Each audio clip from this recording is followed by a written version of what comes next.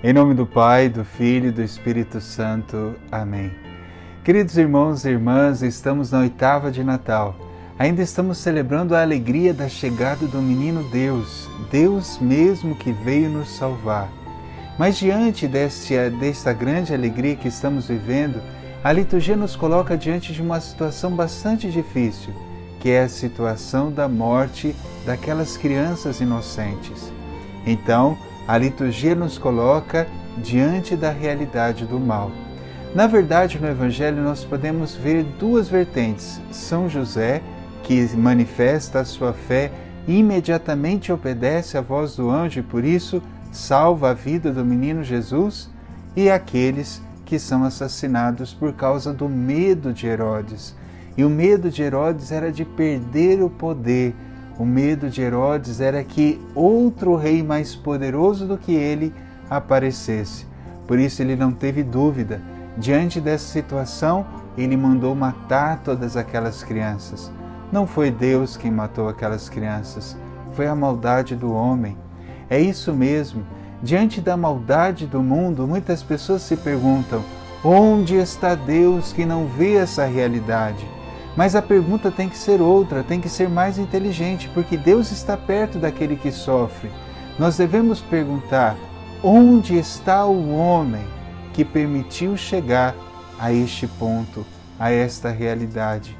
Nós poderíamos nos perguntar no Evangelho: por que Herodes fez isso? Aonde estava Herodes com a sua cabeça quando pensou em tirar a vida de pessoas inocentes por causa de um medo infundado? Um medo que simplesmente o levou a se tornar um grande assassino. Queridos irmãos e irmãs, é isso que nós devemos hoje refletir. Diante do mal do mundo, não devemos questionar onde está Deus. Deus está aqui, claramente Ele mostra o seu desejo de salvação, mas devemos questionar o que eu estou fazendo para que o mundo seja melhor. O que eu estou fazendo para cumprir a minha missão no mundo. Somente assim, de fato, o mundo será mudado. Enquanto nós acusarmos o outro, dizemos que é culpa de um político, culpa do papai, culpa da mamãe, culpa sei lá de quem, do padre ou de alguém que eu julgue ser importante, então o mundo continuará do jeito que é, porque eu ainda não assumi minha responsabilidade. Apenas jogo a culpa no outro, então o mal cresce. Mas na medida em que eu olho para mim e pergunto diante de Deus o que eu posso fazer, qual é a minha missão, qual é a minha atitude diante do mal, aí sim, o mundo pode ser melhor, porque Deus pode manifestar o seu amor através de nós e assim o mundo se torna cada vez mais iluminado.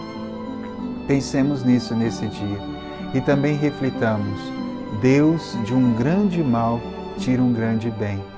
Claro que a morte daquelas crianças foi um grande mal. Imagine o sofrimento das suas mães.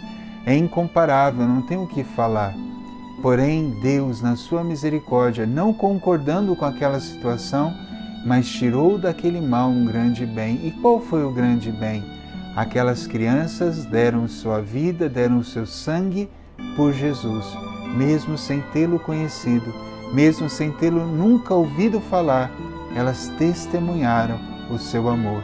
E por isso nós celebramos a sua memória nesse dia e pedimos a sua intercessão. Quantas e quantas crianças no mundo inteiro sofrem. Nós também precisamos estar abertos a ajudar aqueles que sofrem, especialmente na questão do aborto. O aborto é a injustiça maior que alguém pode cometer. Quando se coloca em risco, quando se coloca em dúvida o amor de uma mãe, de fato, tudo já se caiu por terra. Imagine uma criança indefesa no ventre da mãe que não pode se defender. Assim é o aborto. Então, queridos irmãos e irmãs, pensemos um pouco. Nós olhamos para trás e criticamos Herodes e até dizemos: onde estava Deus que permitiu isso? Mas nós não paramos para pensar: onde estamos nós que estamos permitindo tantas e tantas crianças morrerem por causa do aborto, por causa de injustiças, por causa da fome, por causa de tantas situações ruins, e nós às vezes não fazemos nada. Então que nesse dia o nosso coração possa pelo menos se colocar diante de Deus e pedir em oração para que o Senhor tenha misericórdia de todos aqueles que sofrem, especialmente as crianças. O Senhor esteja convosco, Ele está no meio de nós, abençoe-vos Deus Todo-Poderoso, Pai, Filho e Espírito Santo. Amém. Santos inocentes, rogai por nós. Um Feliz Natal, ainda estamos na oitava de Natal. Deus o abençoe muito e que esse dia seja iluminado pela